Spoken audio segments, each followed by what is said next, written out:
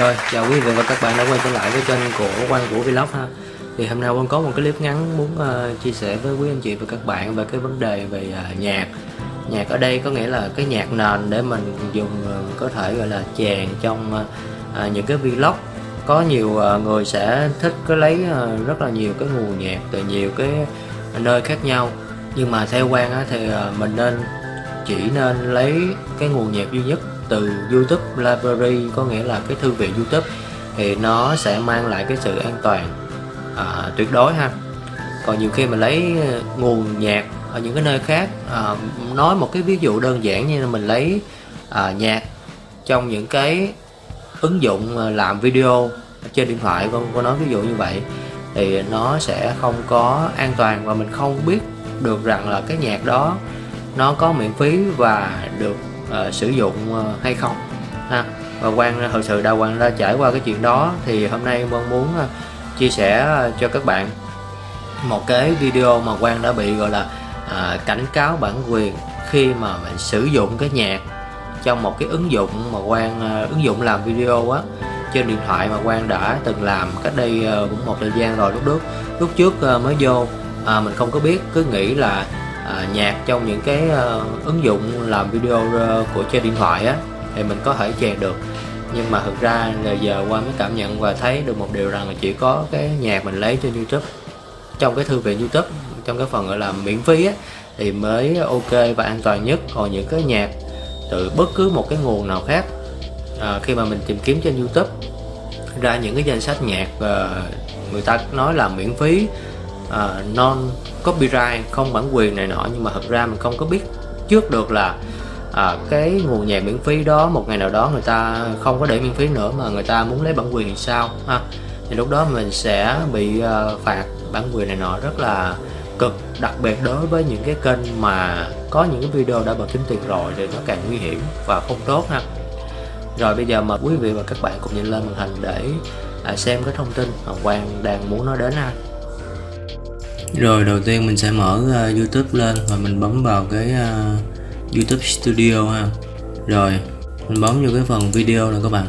Rồi đây nó có bấm vô cái phần cái chỗ lọc là nó sẽ, mình muốn tìm những cái video, kiểm tra xem thử là những cái video của mình có cái video nào nó bị vấn đề về bản quyền nhạc hay này nọ hay không đó, hay nó có gợi những cái từ khóa ha. Mình bấm vào đây đó, thì hiện tại Quang đang có những cái video như thế này đang gặp vấn đề về bản quyền. Thì những video này Quang chủ yếu là Quang quay, không có video nào mà Quang lấy của người ta hết. Thì chỉ có một cái vấn đề duy nhất là gặp vấn đề về nhạc ha. Quang sẽ bấm vô thử đây nè, mình sẽ chờ mình coi cái phần đây nè, khiếu nại bản quyền, mình rơi chuột vô thì nó sẽ có để cái phần xem chi tiết. Chúng tôi đã phát hiện video này chứa nội dung có bản quyền đó, thì người tải video không được kiếm tiền từ video này. Thì đây mình kiểm tra những cái video này là những cái công việc rất là cần thiết trước khi kênh mình muốn việc được kiếm tiền thì mình phải xử lý được sạch sẽ hết những cái vấn đề này thì nó mới ok nha các bạn. Xem chi tiết nè, thì đây là đa số là những cái video mà Quang lúc trước Quang làm trên một cái app làm video trên điện thoại các bạn.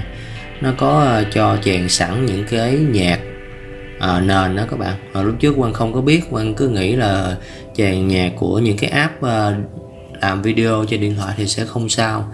Nhưng mà thực ra mình không có biết được cái nguồn nhạc đó là từ ở đâu ra, nó có bản quyền hay không, mình không có biết chắc chắn 100% được ha.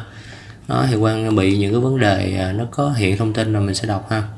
Mặc dù bạn không tham gia chương trình đối tác với YouTube nhưng quảng cáo có thể hiển thị lên, và những cái vấn đề về thu nhập, doanh thu từ cái video đó sẽ thuộc về bên thứ ba ha. Đó, này là không đủ điều kiện để kiếm tiền nha các bạn. Đó thì mình sẽ kéo xuống thì nó đang gặp cái vấn đề về nhạc ở cái khúc từ 6 phút 06 giây đến 7 phút 08 giây. Đó là chủ sở hữu nhạc, đây là cái tên của bên chủ sở hữu bản quyền cái phần nhạc ở cái khúc đó ha. Mình sẽ chọn một hành động đó, một là mình sẽ thay thế một cái bài hát khác trên YouTube, thư viện YouTube ha. hai là mình tắt tiếng bài hát, cái thứ ba là mình cắt bỏ phân đoạn đó. Thì hiện tại Quang muốn là Quang giữ phân đoạn đó, Quang chỉ gọi là tắt cái phần nhạc đó thôi, thì mình sẽ tắt tiếng bài hát ha. Ok nè, nó sẽ cho mình có hai cái lựa chọn, là một là tắt tất cả âm thanh khi phát bài hát, có nghĩa là tắt cái nhạc và cái tiếng lúc mà mình nấu đồ ăn ha, cũng như là cái tiếng nói của mình trong cái clip đó là tắt hết. Hay là chỉ tắt cái tiếng bài hát thôi, chỉ tắt tiếng bài hát để xác nhận quyền sở hữu, giữ phần âm thanh còn lại. Tùy chọn này thường mất nhiều thời gian xử lý hơn và có thể không hiệu quả nếu bài hát đó khó tắt tiếng. Rồi ok, mình sẽ thử cái chức năng này nha. Rồi tiếp tục. Quá trình xử lý có thể mất chút thời gian. Nếu việc tắt tiếng bài hát có bản quyền thành công, chúng tôi sẽ cập nhật một quy định hạn chế về khả năng xem hoặc kiếm tiền trên video bạn. Video này vẫn duy trì trạng thái hiện tại cho đến khi xử lý xong. Ok, tắt tiếng nha. Được, thì nó đang để cái phần là đang xử lý video nè. Đó, như vậy là xong rồi các bạn. Thì mình sẽ vẫn làm bình thường và chờ cho nó xử lý thôi. Thì những cái video còn lại Quang sẽ tiếp tục làm y chang như vậy ha. Và cũng lưu ý nhấn mạnh lại với các bạn một điều rằng là mình nên lấy nhạc trên thư viện YouTube là nó chắc ăn nhất trong cái phần này nè các bạn. Thư viện âm thanh nè. Đó, đây là thư viện âm thanh của YouTube. Mình sẽ chọn mà mình tải tải xuống nè, những cái bài nhạc free này ha. Mình sẽ bấm, nó sẽ có hai cái phần, là một là nhạc free, hai là nhạc có bản quyền nha các bạn. Đó, đây là những cái bản nhạc nó có để thông tin nè, bạn được miễn phí thì mình sử dụng thoải mái ha. Có một số cái bản nhạc thì nó để yêu cầu là mình phải chèn cái mô tả thông tin của bài hát đó trong cái phần mô tả video của mình thì nó mới cho sử dụng nha. Rồi ok.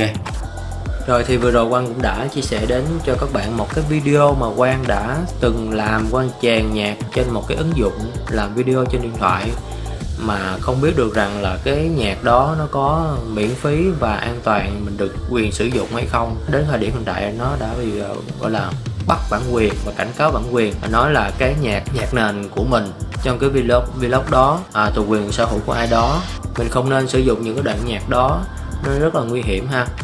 Một vài lưu ý nhỏ gửi đến các bạn trong cái video ngày hôm nay, hy vọng mọi người sẽ có một cái bài học kinh nghiệm cho mình nha.